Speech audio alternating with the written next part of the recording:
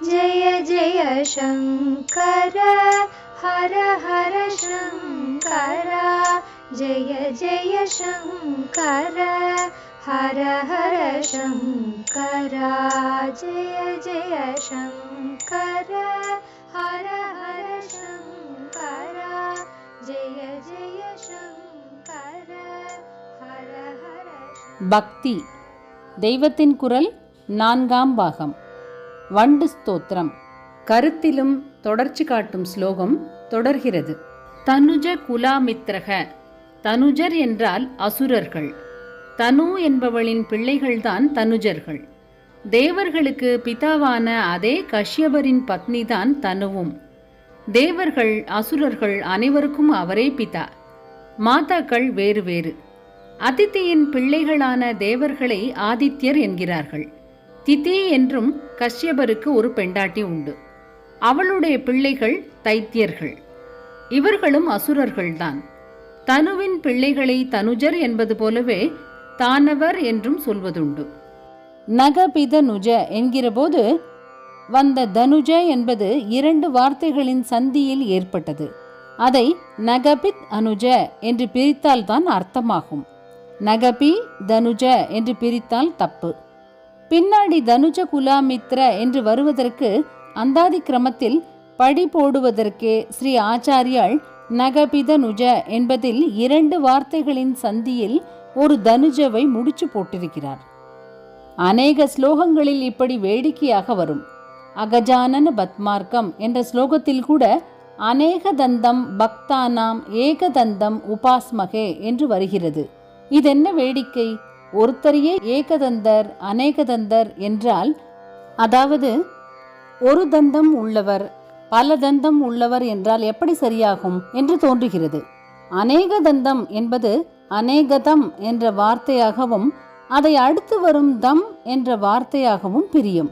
அநேகதம் தம் என்பது அநேக தந்தம் என்றாகும். பக்தானாம் அநேகதம் என்றால் பிள்ளையார் அவருடைய பக்தர்களுக்கு அநேக விதமான நலன்களை அருள்கிறார் என்று அர்த்தம். தம் உபாஸ்மகே என்றால் அவரை உபாசிக்கிறேன் என்று அர்த்தம்.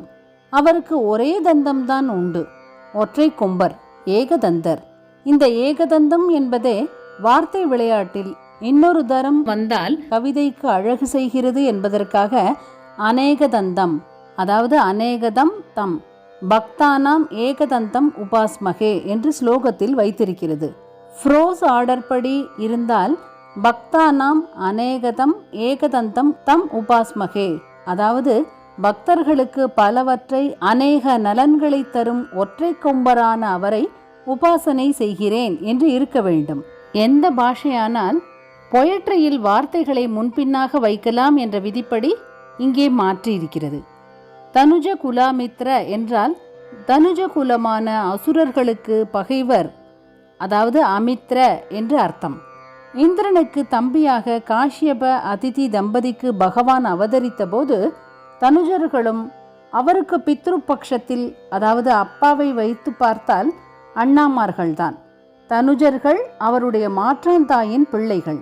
ஆனால் உறவுமுறை பார்க்காமல் தர்மா தர்மங்களையே பகவான் பார்ப்பவராதலால் அவர்களுக்கு அமித்திரராக, அதாவது பகைவராக இருந்தார்.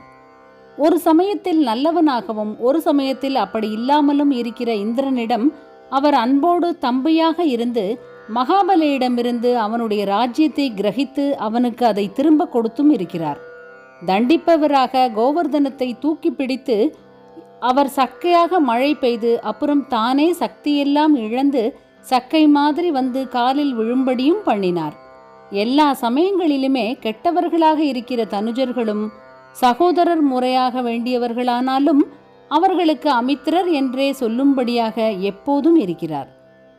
ஒரு வார்த்தையின் முடிவை அடுத்த வார்த்தையின் ஆரம்பமாக கோத்து கொண்டு போவது போலவே பகவானின் நிகிரகானுகிரகங்கள், அதாவது தண்டிப்பதும் அருள்வதும் எப்படி இருக்கின்றன என்ற ஐடியாவையும் ஸ்லோகத்தில் டெவலப் பண்ணி கோத்து கொடுத்தார் போல் இருக்கிறது. மித்ர சசி திருஷ்டேகே. மித்ர என்றால் நண்பர் என்று எல்லோருக்கும் தெரிந்திருக்கும். பந்து மித்திரர்கள் என்று சொல்கிறோம். மித்ரனுக்கு ஆப்போசிட் அமித்ரன்.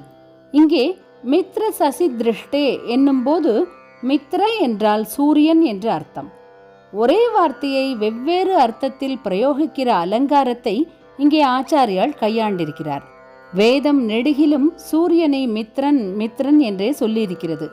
அந்த காலத்தில் வைதீகமான சூரியோபாசனை லோகம் பூராவிலுமே பரவியிருந்தது.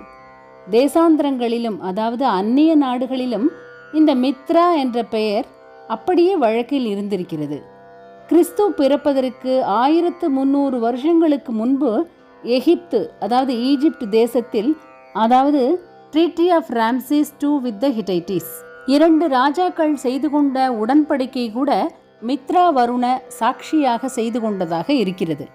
மித்ர சசி திருஷ்டே என்கிற இடத்தில் மித்ர என்றால் சூரியன், சசி என்றால் சந்திரன் என்று உங்களுக்கு தெரிந்திருக்கும். வெள்ளை வெளேர் என்று இருக்கிற சந்திரனுக்குள்ளே நிழல் மாதிரி ஒன்று கருப்பாய் தெரிகிறதல்லவா? உற்று பார்த்தால் இது ஒரு முயல் மாதிரி தோன்றும். முயலை சம்ஸ்கிருதத்தில் சஷம் என்பார்கள். முயலை தன்னிடத்தில் கொண்டது என்பதால் சந்திரனுக்கு சசாங்கன் என்றும் சசி என்றும் பெயர். மித்ரனையும் சசியையும், அதாவது சந்திர சூரியர்களை 2 கண்களாக கொண்டவனைத்தான் மித்ர சசி திருஷ்டே என்று சொல்கிறார். பகவானின் விஸ்வரூபத்தில், விராட் ஸ்வரூபத்தில் அவனுக்கு சூரியன் வலது கண், சந்திரன் இடது கண். இந்திரனுக்கு அனுஜன், தனுஜர்களுக்கு அமித்ரன் என்றெல்லாம் வாமனாவதாரத்தை நினைவூட்டியதன் தொடர்ச்சியாக வாமன பிரம்மச்சாரி திரிவிக்ரமனாக விஸ்வரூபம் எடுத்து சந்திர சூரியர்களை கண்களாக காட்டியதையும் இப்போது ஞாபகப்படுத்துவது போல் இருக்கிறது. விஷ்ணு சகஸ்ரநாமத்தின் பூர்வ பாகத்தில் சொல்கிற பூபாதௌ என்ற ஸ்லோகத்தில் சந்திர சூரியௌச்ச நேத்ரே என்று வருகிறது. இதுவேதான் மித்ர சசி திருஷ்டே. கருத்திலும் தொடர்ச்சி காட்டும் ஸ்லோகம் நிறைவு பெறுகிறது. ஜெய ஜெய சங்கர, ஹர ஹர சங்கர.